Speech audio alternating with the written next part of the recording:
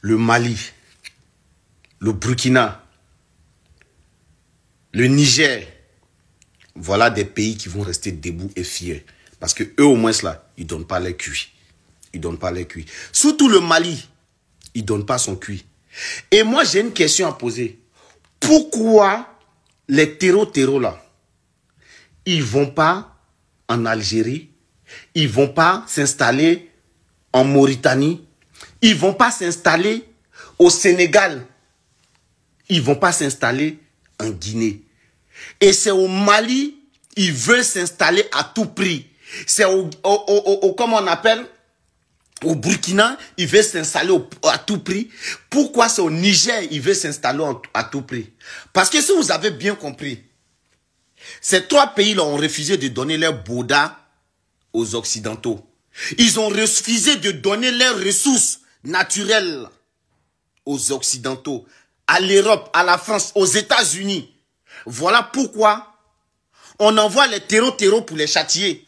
On envoie les terreaux pour dire à leurs enfants, pour qu'ils puissent se plier, pour que l'Occident continue de trucs. Sinon là, vous pensez que l'armée mauritanienne, elle est plus puissante que l'armée malienne, burkinabé ou nigérienne?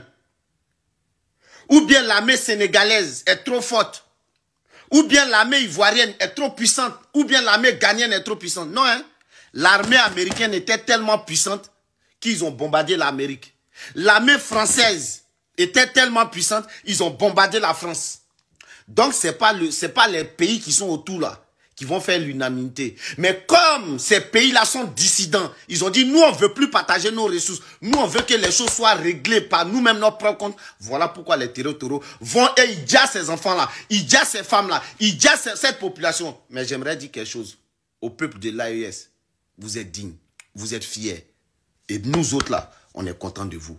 Et on sait que ce que vous êtes en train de vivre, là, c'est un passage. Parce que Dieu même que vous priez, là, il donne les épreuves, là, à qui peut le vaincre. Donc, soyez prêts, soyez fiers. Ça va être encore dur. Ça va être encore très dur, peuple malien. Ça va être encore dur, peuple burkinabé. Ça va être encore dur, peuple nigérian. Mais vous allez vaincre ça. Parce que c'est là que vous devez passer. Et vous serez un exemple pour l'Afrique. Vous n'allez jamais tomber. Parce que vos ancêtres étaient des guerriers. Vos ancêtres étaient des combattants. Vos ancêtres ont vécu ce que les gens n'ont pas pu vivre plutôt dans ce monde-là. Et moi, je vous félicite encore. Vive le Mali, vive le Burkina et vive le Niger. On est ensemble.